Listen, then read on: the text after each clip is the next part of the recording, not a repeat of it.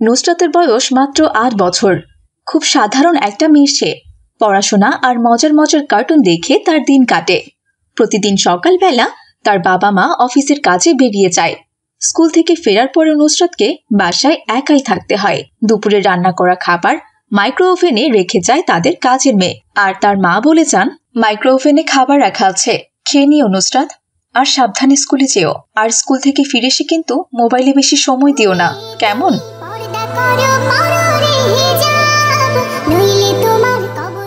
বাবা মা তো বলেই, কিন্তু নুসরাত কি করবে? এত ছোট বয়সে তার জন্য একা একা ঘরে বসে থাকা অনেক কঠিন কাজ। তাই তার একমাত্র বন্ধু হয়ে ওঠে মোবাইল ফোন।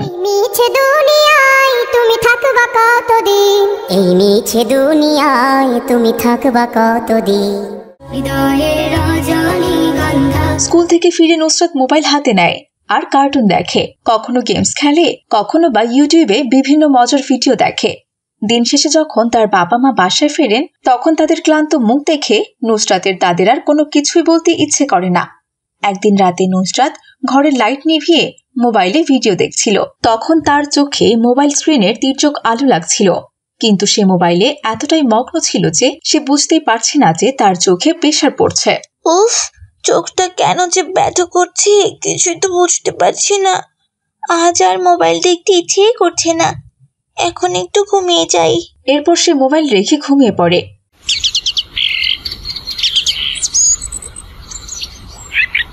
সকালে ঘুম থেকে উঠে সে দেখে তার চোখ লাল হয়ে গেছে, কিন্তু তার বাবা মা তখনও ব্যস্ত, তাই সে আর তাদের কোনো কিছু জানায় না।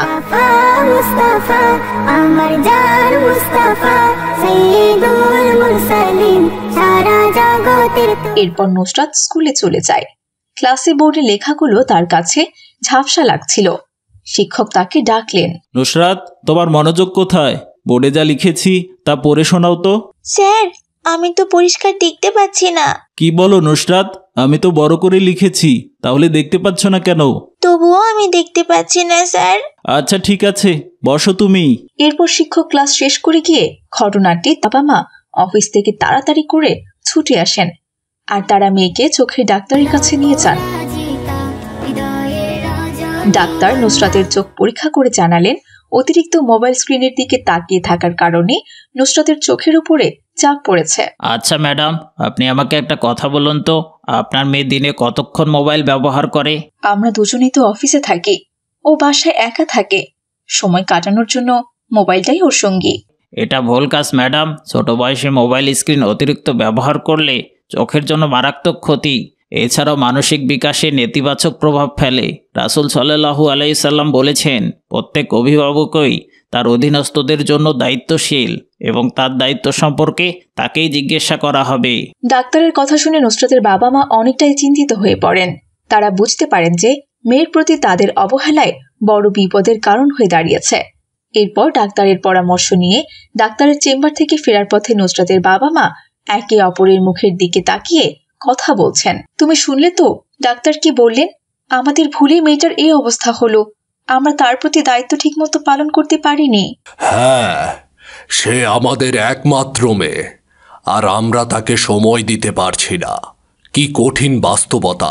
তুমি মনে করো না আমাদের এই ব্যস্ততার জন্য একদিন আল্লাহ তাআলা আমাদেরকে জিজ্ঞেস করবেন? রাসূলুল্লাহ সাল্লাল্লাহু আলাইহি ওয়াসাল্লাম বলেছেন, আল্লাহর বান্দার পা কিয়ামতের দিন তার রবের সামনে স্থির হবে না যতক্ষণ না তাকে 4টি বিষয় জিজ্ঞেস করা হবে। তার জ্ঞানের সঙ্গে কি কাজ করছে, তার সম্পদ কোথা থেকে উপার্জন করছে এবং কোথায় ব্যয় করছে, এবং তার শরীর কোন কাজে ক্ষয় করছে। তুমি ঠিক বলেছ। আমরা তো তার একাকিত্ব দূর করার জন্য কোনো কিছুই করিনি। অফিস থেকে ফিরে যখন দেখি সে মোবাইলে ব্যস্ত, তখন মনে হতো ও তো শান্ত হয়ে বসে আছে, থাক না, বিরক্ত করার দরকার নেই। কিন্তু বুঝতে পারিনি এ শান্তি আসলে তার মনের গভীরে থাকা শূন্যতার ঢাল। মেয়েটাকে শুধু মোবাইলের উপর নির্ভরশীল করে রাখাটা কত বড় যে ভুল ছিল আমাদের, তা আমি আজ বুঝতে পারছি।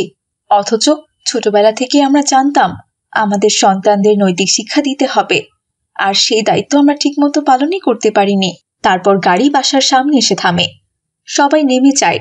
নুসরাত নিজের ঘরে চলে যায়। মা বাবা ড্রয়িং রুমে বসে আলোচনা চালিয়ে যান। আমি এখন ভাবছি কিভাবে আমাদের কাজের এত চাপ হলো যে আমরা মেয়েটার কথা ভুলে গেছি।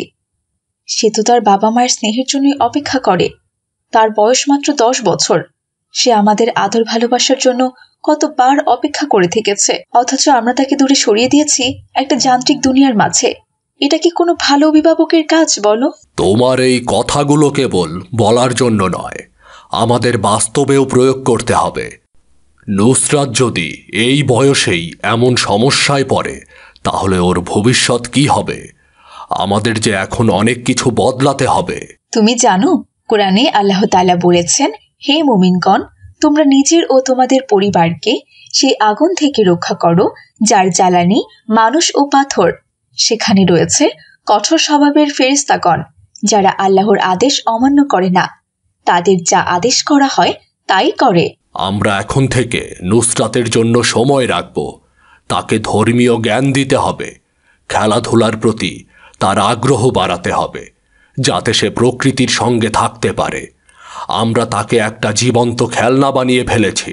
মা মাথা নাড়েন, কিন্তু তাদের দুজনের মনে একটাই প্রশ্ন কাজ করে। তারা জানে কথায় কোনো লাভ হবে না যদি সেটা বাস্তবায়ন করা না হয়। কিন্তু সমস্যাটা কিভাবে ঠিক করবে সেটাই তাদের মাথায় ঘুরতে থাকে। এদিকে নুসরাত নিজের ঘরে গিয়ে বিছানায় বসে পড়ে। তার চোখ এখনো লাল, কিন্তু সে বুঝতে পারে কিছু একটা পরিবর্তন আসছে। আম্মু আর আব্বু কি সত্যি আমাকে সময় দেবে? আমি যদি আমার বদ অভ্যাসগুলো ছেড়ে দেই, আমার চোখ কি ঠিক হয়ে যাবে? আল্লাহ তাআলা, আপনি আমাকে সাহায্য করুন। এভাবেই আরো বেশ কিছুদিন কেটে যায়। একদিন বাসায় ফিরে তার বাবা মা একসঙ্গে আলোচনা করেন, আমরা কি আসলে নুসরাতকে সময় দিচ্ছি? কাজের এত ব্যস্ততায় আমরা তার শৈশবটাকে নষ্ট করিনি তো? হ্যাঁ, এটা আমাদের বড় ভুল। এখনো তো মোবাইল তার বড় সঙ্গী, এভাবে আর চলতে পারে না। মা বাবা সিদ্ধান্ত নিলেন অফিস থেকে সময় বের করবেন। তারা বুঝতে পারলেন সন্তান শুধু খাবার বা মোবাইল দিয়ে বড় হয় না, তাকে সময়, স্নেহ এবং নৈতিক শিক্ষাও দিতে হয়। পরদিন বাবা মা অফিস থেকে দ্রুত কাজ শেষ করে বাসায় ফিরে আসেন। নুসরাত, তুমি কি জানো, রাসূলুল্লাহ সাল্লাল্লাহু আলাইহি ওয়াসাল্লাম বলেছেন, তোমাদের মধ্যে সেই ব্যক্তি সর্বোত্তম যে তার পরিবারের সঙ্গে উত্তম ব্যবহার করে। এভাবে নুসরাতের বাবা মা প্রতিদিন তারা তাকে বোঝাতো, জীবন শুধু বিনোদনের জন্য নয়, বরং আল্লাহর সন্তুষ্টি অর্জনই আমাদের মূল লক্ষ্য। আস্তে আস্তে নুসরাতও বুঝতে পারে।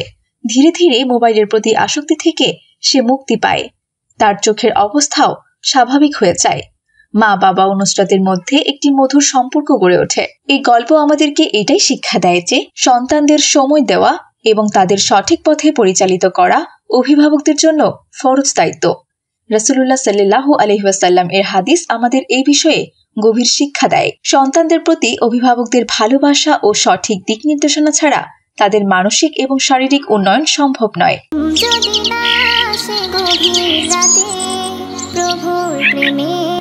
সকালবেলা গ্রামের সরু রাস্তায় বিলকিস মাদ্রাসার পথে হাঁটছে। পাশ থেকে কিছু ছেলে মেয়ে নানা রকম কথা বলছে। এই তোরা দেখ, আমাদের মহল্লার একমাত্র কালো মেয়েটা যাচ্ছে।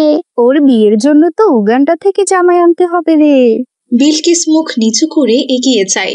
ওদের কথায় ওর মন খারাপ হলেও সে কোনো কিছুই বলে না। মাদ্রাসায় পৌঁছালে শিক্ষিকা তাকে দেখে মুচকি হাসেন আর বলেন, বিলকিস, কি হয়েছে মা? মন খারাপ কেন তোমার? কিছু না ম্যাডাম। তুমি না বললেও আমি বুঝতে পারি মা। দেখো মা, মানুষ কি বলে তা নিয়ে চিন্তা করো না। রাসূলুল্লাহ সাল্লাল্লাহু আলাইহি ওয়াসাল্লাম বলেছেন, নিশ্চয়ই আল্লাহ তোমাদের বাহ্যিক অবস্থা ও সম্পদ দেখেন না, বরং তিনি তোমাদের অন্তর ও আমল দেখেন।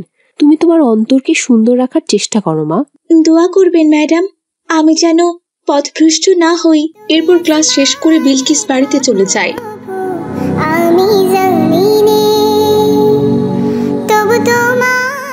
বাড়ি ফিরে গেলে তার মন খারাপ দেখে তার মা তাকে বলে, কি হয়েছে মা, মন খারাপ কেন তোমার? মা, রাস্তা দিয়ে হাঁটলে সবাই আমাকে কালো বলে অপমান করে। আমার খুব খারাপ লাগে মা। আমি কালো হয়ে জন্মেছি বলে আমি কি কোনো অপরাধ করে ফেলেছি বলো? না মা, কালো হওয়া কোনো অপরাধ নয়। মানুষ কেমন হওয়া উচিত তা তো রাসূলুল্লাহ সাল্লাল্লাহু আলাইহি ওয়াসাল্লাম আমাদেরকে শিখিয়েছেন। তিনি বলেছেন, তোমাদের মধ্যে সেই ব্যক্তি আল্লাহর কাছে সবচেয়ে সম্মানিত যে ব্যক্তি সবচেয়ে বেশি তাকওয়াবান। তুমি যদি আল্লাহকে খুশি করতে পারো তাহলেই তুমি সবার চেয়ে উত্তম হতে পারবে মা। বিলকিস তার মায়ের কথা শুনে একটু ভরসা পায়। বিলকিসের পরিবারের আর্থিক অবস্থা খুব একটা ভালো নয়, তবে তার চরিত্র, মেধা এবং ইসলামী জ্ঞানের প্রশংসা সবার মুখে মুখে ছিল। একদিন এক সম্ভ্রান্ত পরিবার থেকে বিলকিসের জন্য বিয়ের প্রস্তাব আসে।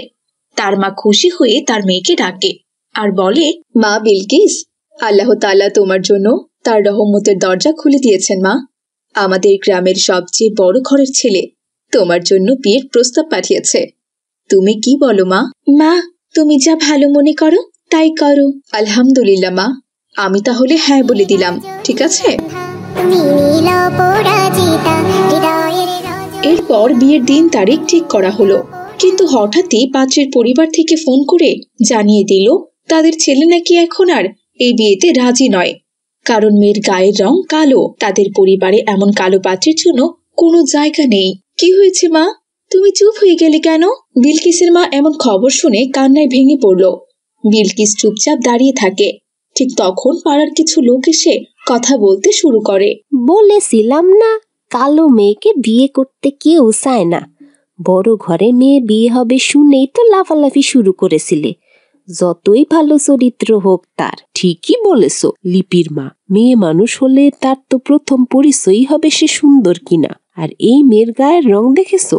আল্লাহ জানে এই মেয়ের ভবিষ্যৎ কি হবে। কালো ভূতনিটা চেয়েছিল রাজকন্যা সাজতে, আর এখন হয়ে গেল কাক। বিলকিস সবার এত নোংরা কথা শুনে কান্নায় ভেঙে পড়ে। তারপর সে তার মাকে বলে, মা, আমি কি সত্যিই খারাপ দেখতে? আমার গায়ের রং এমন কালো কেন মা? না রে মা, গায়ের রং কোনো দোষ নয়। মানুষ তোমাকে বুঝবে না, কিন্তু আল্লাহ তাআলা তো সব দেখছেন। তোমাকে ধৈর্য ধারণ করতে হবে মা। রাসূলুল্লাহ সাল্লাল্লাহু আলাইহি ওয়াসাল্লাম বলেছেন, আল্লাহ ধৈর্যশীলদের সঙ্গে আছেন। তুমি ধৈর্য ধরো মা। তারপর বিলকিস চোখের পানি মুছে তার মাকে বলে, আমি ধৈর্য ধরবো মা, আর আল্লাহ তাআলার কাছে আমি আমার কষ্টের কথা বলবো, তিনি সব বিচার করবেন, তুমি দেখো। এরপর বিলকিস নামাজে বসে আল্লাহর কাছে দোয়া করে, হে আল্লাহ, তুমি আমাকে যা বানিয়েছো আমি তাতেই খুশি, আলহামদুলিল্লাহ। মানুষের কথায় আমি কষ্ট পাই না, কিন্তু তুমি আমাকে ধৈর্য ধারণ করার শক্তি দাও খোদা। একদিন গ্রামের পুকুর পাড়ে বিকেলের সময় বিলকিস তার কাজ শেষ করে বই নিয়ে হাঁটতে বের হয়। পাড়ার কয়েকজন মহিলা এবং কিছু ছেলে মেয়ে পুকুরের পাশে গল্প করছে। বিলকিস সেখানে গেলে সবাই তার দিকে তাকিয়ে থাকে আর বলে, ওই দেখো কালো ভূতনিটা এসেছে বই পড়তে এখানে। আরে এই কালো মেয়ে, তোরা এত বেশি পড়াশোনা করে কি হবে? কে দিবে তোকে চাকরি? তোর তো সংসার করার যোগ্যতা নেই। ওই মেয়ে কি ভেবেছে পড়াশোনা করলে ওকে রাজার ছেলে এসে রাজরানী করে নিয়ে যাবে? হ্যাঁ হ্যাঁ, আগে তো আয়নায় নিজের মুখটা দেখে আসা উচিত। বিলকিস চুপচাপ সবার কথা শুনতে থাকে, কিন্তু হঠাৎ এক বৃদ্ধ মহিলা সেখানে এসে বলে, তোমাদের কি লজ্জা শরম কোনো কিছু নেই নাকি বলো তো?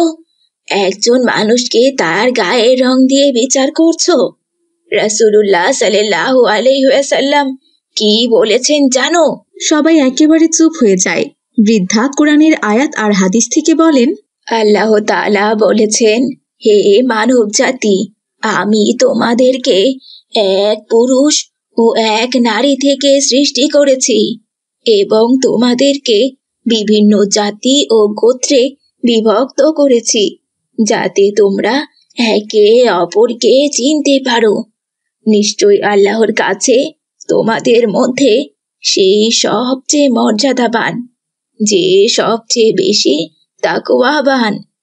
রাসূলুল্লাহ সাল্লাল্লাহু আলাইহি ওয়াসাল্লাম আরো বলেছেন, একজন সাদা চামড়ার ওপর কোনো কালো চামড়ার শ্রেষ্ঠত্ব নেই এবং একজন কালো চামড়ার ওপর কোনো সাদা চামড়ার শ্রেষ্ঠত্ব নেই। শ্রেষ্ঠত্ব কেবল তাকওয়ার ভিত্তির উপরে। এরপর সবাই সেখান থেকে চলে গেল। একদিন মাদ্রাসায় ইসলামিক কুইজ প্রতিযোগিতা হবে ঘোষণা দেওয়া হলো। অন্যান্য ছাত্রছাত্রীরা তাকে দেখে হাসাহাসি করতে লাগলো। দেখ দেখ, ওই কালো ভূতনিটাও প্রতিযোগিতায় অংশগ্রহণ করেছে। ওর চেহারা দেখেই তো সবাই ভয় পেয়ে পালিয়ে যাবে। হ্যাঁ হ্যাঁ, ঠিক বলেছিস। বিলকিস ওদের এইসব কথা শুনেও নির্ভীক হয়ে থাকে। প্রতিযোগিতার প্রশ্নগুলো দেওয়া হলো। বিলকিস আত্মবিশ্বাসের সঙ্গে সব প্রশ্নের সঠিক উত্তর দিল। এরপর ফলাফল ঘোষণা করা হলো। শোনো সবাই, আজকে ইসলামিক কুইজ প্রতিযোগিতার বিজয়ী হলো বিলকিস। সবাই অবাক হয়ে তাকায়। তোমাদের কাছে এই মেয়েটি একটি উদাহরণ। এটি প্রমাণ করে যে রং কিংবা চেহারা কোনো কিছু নয়, বরং জ্ঞান, চরিত্র এবং আল্লাহর প্রতি আনুগত্যই আসল বিষয়। বিলকিস, তুমি কিছু বলো। আমি বেশি কিছু বলবো না ম্যাডাম, শুধু আমি একটি হাদিস শোনাবো। রাসূলুল্লাহ সাল্লাল্লাহু আলাইহি ওয়াসাল্লামের হাদিসে তিনি বলেছেন, যে ব্যক্তি মানুষের সেবা করে আল্লাহ তাকে মর্যাদা দেন। আমি চাই সবাই যেন আল্লাহর পথে চলে আসে আর সবাইকে সম্মান দিতে জানে। তখন সবাই তার কথা শুনে চুপ হয়ে যায়। এরপর বিলকিস বাড়িতে ফিরে আসে আর তার মাকে বলে,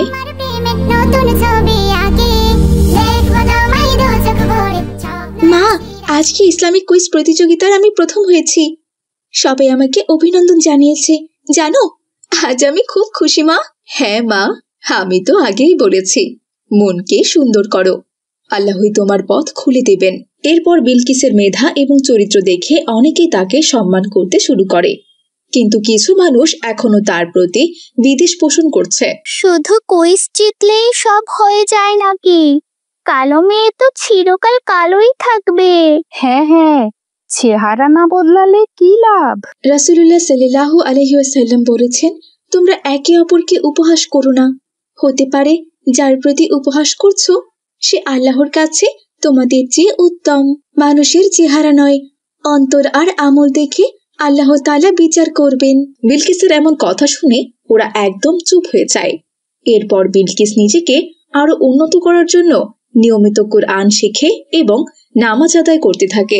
একদিন গ্রামে একটি ইসলামী জলসা হয়। বিলকিস সেখানে উপস্থিত থাকে। বক্তা বলেন, আমাদের সমাজে অনেক সময় গায়ের রং বা বাহ্যিক রূপ দেখে মানুষকে বিচার করা হয়, অথচ রাসূল সাল্লাল্লাহু আলাইহি সাল্লাম বলেছেন, আল্লাহ তোমাদের চেহারা ও সম্পদ দেখেন না, বরং তিনি তোমাদের অন্তর ও কর্ম দেখেন। তাই আমাদের উচিত অন্তরের সৌন্দর্যের দিকে খেয়াল না রেখে আল্লাহকে সন্তুষ্ট করা। বক্তার কথা শুনে বিলকিস অনুভব করে যে সে সঠিক পথে আছে। আস্তে আস্তে বিলকিসের মেধা, চরিত্র এবং ধৈর্য দেখে গ্রামের মানুষ তাকে ভালোবাসতে শুরু করে।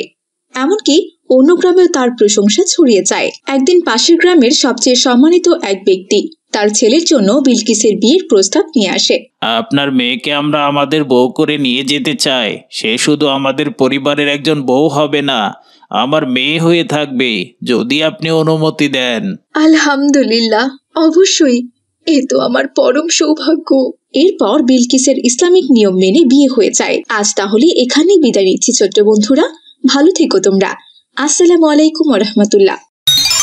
মেঘমালা আকাশে উড়ে উড়ে যায়, পর্বত চূড়া হয়ে আড়ালে হারায়। মেঘমালা আকাশে মুস্তাফা মুস্তাফা আমার জান মুস্তাফা সাইয়্যিদুল। তোমরা সবাই কিনা খেলছো, আমিও তোমাদের সাথে খেলতে চাই।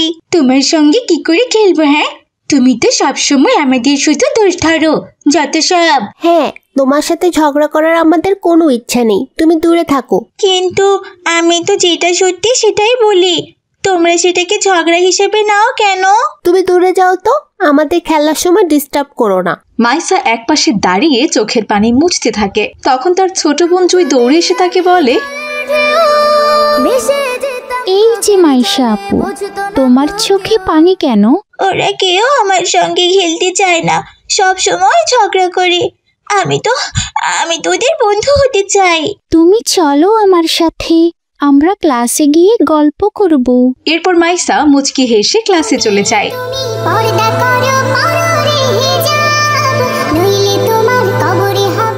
এদিকে ক্লাসের শেষে একসঙ্গে সবাই মজা করছে। মাইসা আবার যোগ দেওয়ার চেষ্টা করে। রাফিয়া, তোমার নতুন পেন্সিলটা খুব সুন্দর লাগছে, আমার হাতে একটু দাও না। না, আমি তোমাকে দেব না, তুমি চুরি করে নিয়ে নেবে। তুমি অন্যায় কথা বলছো, আমি কেন চুরি করব? আবারও দুজনের মধ্যে কথা কাটাকাটি শুরু হয়। নেহা আর তানিয়াও সাথে যোগ দেয়। তুমি আসলেই একটা সমস্যা, এজন্যই কেউ তোমার সাথে মিশতে চায় না। তুমি সবসময় শুধু ভুল করো, তাই আমরা তোমার সঙ্গে কথাও বলতে চাই না। জুই, তুমি মাইশাকে এখান থেকে নিয়ে যাও তো। একদিন নেহা তার সব স্কুলের বন্ধুদের দাওয়াত দেয়। খাওয়া শেষে নেহা তার টেবিল থেকে নতুন একটি বই নিয়ে আসে আর বলে, এই দেখো তোমরা, এটা আমার প্রিয় চাচা আমাকে গিফট করেছেন। বইটা একদম নতুন, দেখো। মাশাল্লাহ, বইটা দেখতে খুব সুন্দর। তুমি কি এটা পড়া শুরু করেছো নেহা? হ্যাঁ, আমি একটু পড়েছি। এটা একদম স্পেশাল। আমি এটা খুব যত্নে রাখি, জানো। বাহ, বইটা সত্যিই সুন্দর। এই ধরনের বই আমি খুব পছন্দ করি। এই, তুমি এটা ধরলে কেন? আমি তো বললাম এটা আমার স্পেশাল বই, তুমি তো এটা নষ্ট করে ফেলবে। আমি নষ্ট করিনি, আমি তো শুধু দেখতে চেয়েছিলাম। তুমি সব সময় এমন করো মাইশা, অন্যের জিনিস না বলেই ধরে ফেলো। এটা কিন্তু ঠিক শিক্ষা না। তোমরা সব সময় আমাকে ভুল বোঝো। আমি তো শুধু তোমাদের বন্ধু হতে চেয়েছি, কিন্তু তোমরা আমাকে কখনোই বুঝতে চাও না। আমার কি তোমাদের কাছে কোনো গুরুত্ব আছে বলো তো? এটা বলে সে রুম থেকে দ্রুত বেরিয়ে যায়। তখন সবাই চুপ হয়ে যায়, কেউ কোনো কিছুই বলে না। আমরা কি ওকে একটু বেশি বলেছি? হয়তো বলেছি। আমি বুঝি না ও কেন সবসময় এমন করে। আমরা তো ওর সঙ্গে ভালো আচরণ করতেই চাই, কিন্তু ও সবসময় ঝামেলা পাঠায় যত সব। তবে এটাও ঠিক, আমরা যদি এভাবে কথা না বলতাম হয়তো ও এত কষ্ট পেত না। কিন্তু আমি নিশ্চিত নই যে ও আমাদের কথার মানে বুঝতে পারছে কিনা। তারা কেন সব সময় আমাকে ভুল বোঝে? আমি কি সত্যি খারাপ? আমি তো শুধু ওদের বন্ধু হতে চেয়েছি, কিন্তু কেউ আমার কথা বুঝতে চায় না। আমি কি ওদের সঙ্গে কখনো মানিয়ে চলতে পারবো না? তখন সেখানে নেহার চাচি চলে আসে আর মাইসাকে কাঁদতে দেখে ঘরে গিয়ে ওদেরকে বলে, কি হয়েছে তোমাদের? মাইশা কেন একা বসে আছে? আর ও কাঁদছে কেন? চাচি, মাইসা এমনই, সে সবসময় ভুল কাজ করে, তাই আমরা ওর সঙ্গে কথা বলি না, বুঝেছো? হ্যাঁ চাচি, ওর আচরণ একদম ভালো না, আমাদের সঙ্গে ঠিক মতো মিশতে পারে না। মাইশা, এদিকে এসো। তোমার কি মনে হয়, তুমি কি সত্যিই ওদের সাথে খারাপ আচরণ করো আর ভুল কাজ করো? কখনোই না, আমি শুধু শুধু ওদের বন্ধু হতে চেয়েছিলাম, কিন্তু ওরা আমার সব কথাই শুধু রাগ করে, আমাকে বুঝতেই চায় না। আচ্ছা সবাই চলো, আমি তোমাদের একটা গল্প বলি, হয়তো এতেই তোমরা উত্তর পাবে। তোমরা জানো আমাদের প্রিয় নবী রাসূলুল্লাহ সাল্লাল্লাহু আলাইহি ওয়াসাল্লাম সব সময় সবার সঙ্গে ভালো ব্যবহার করতেন। তিনি বলেছেন, তোমাদের মধ্যে সেই ব্যক্তি সর্বোত্তম যে খুব সহজে মানুষকে আপন করে নেন এবং ক্ষমা করে দেন। আমরা তো তাকে দূরে রেখে শিক্ষা দিতে চাই চাচি, যেন সে একদম ভালো হয়ে যায়, বুঝেছো? কিন্তু প্রিয় নবী সাল্লাল্লাহু আলাইহি ওয়াসাল্লাম বলেছেন, তোমরা পরস্পরে ঈর্ষা করো না, পরস্পরে ঘৃণা করো না এবং একে অপরের থেকে বিচ্ছিন্ন হইও না। তোমরা আল্লাহর বান্দা ও ভাইয়ের মতো হয়ে যাও। তাহলে কি আমরা মাইশার সাথে অন্যায় করেছি? হ্যাঁ, অবশ্যই অন্যায় করেছো। ঘৃণা আর দূরে সরিয়ে রেখে কখনো মানুষকে ভালো করা যায় না, ডেকে কাছে নিতে হয় আর ভালোবাসা দিয়ে মন জয় করতে হয়। এরপর নেহা, রাফিয়া, তানিয়া সবাই মাইসার কাছে ক্ষমা চায়। মাইসা, ক্ষমা করো তুমি আমাদেরকে, তোমাকে আমরা বুঝতেই চেষ্টা করিনি। আমাকেও ক্ষমা করো, আমিও চেষ্টা করব তোমাদের মনের মতো হওয়ার। এটাই হলো ইসলামের শিক্ষা। এই গল্প থেকে আমরা এটাই শিখলাম যে ইসলাম শান্তি, সৌহার্দ্য ও ভালোবাসার ধর্ম। ক্ষমা, ভালো ব্যবহার এবং একে অপরের প্রতি সহানুভূতি বন্ধুত্বকে টিকিয়ে রাখে।